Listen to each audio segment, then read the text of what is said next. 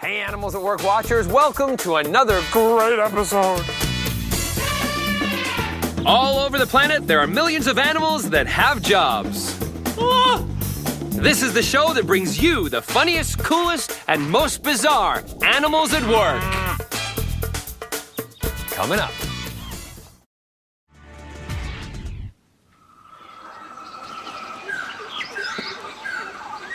Oh, hey. I was just hanging out with my birds and telling them a few jokes. How does a duck pay for things? He puts it on his bill. What do you mean, cheap? That was a good joke. But right now, a story of a flying camera woman who just wings it. Shut up, that was a good one.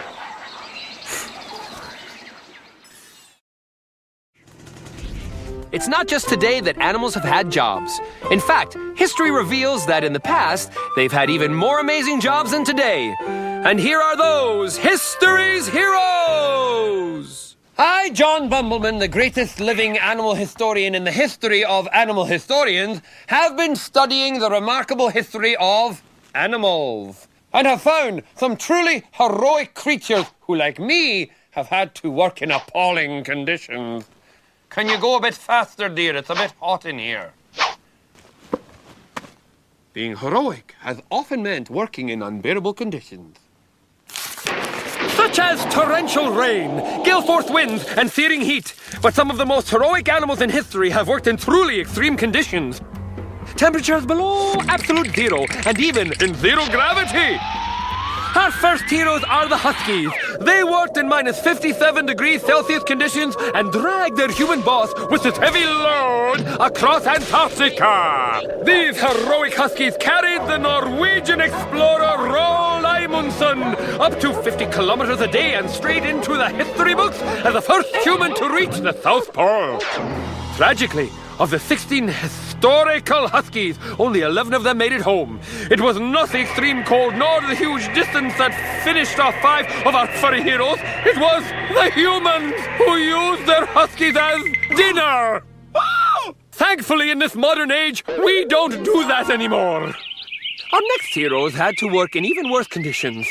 Anita and Arabella, 2 common garden spiders, became NASA's first 8-legged astronauts. Their mission was to weave a web in zero gravity while orbiting Earth. It didn't start well. But the adventurous arachnids didn't give up. They kept at it until they managed to produce a beautiful web. Aww.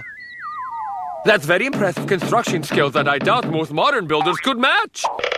The Huskies in Antarctica and Anita and Arabella in zero gravity worked in tough conditions indeed.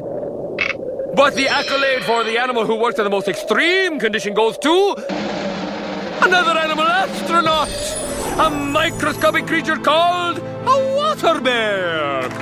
This little creature is only 1.5 millimeters long and managed to survive 10 days in space during an experiment.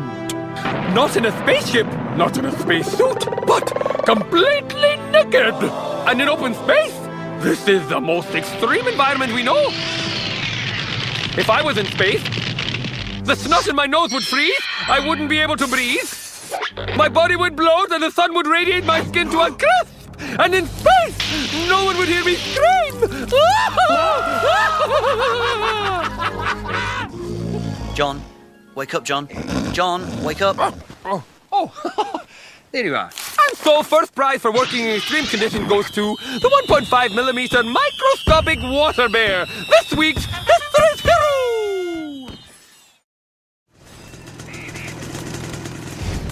Normal service is being interrupted as we head over to breaking news.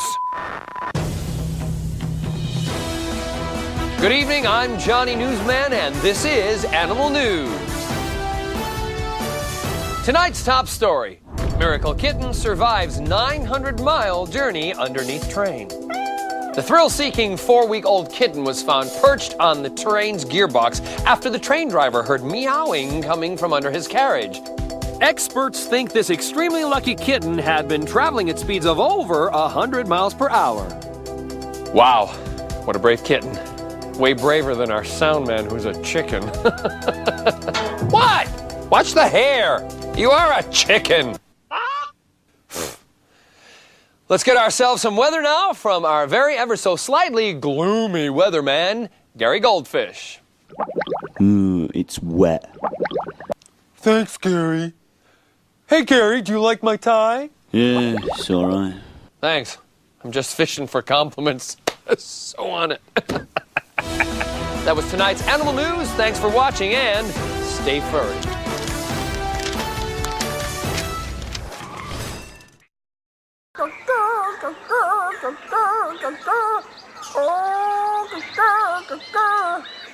Sing a bird song, sing it loud. Sing a bird song, sing it proud. Sing to the birds in their cage. Sing to the birds, they're all the rage. I should get a record deal, you know that?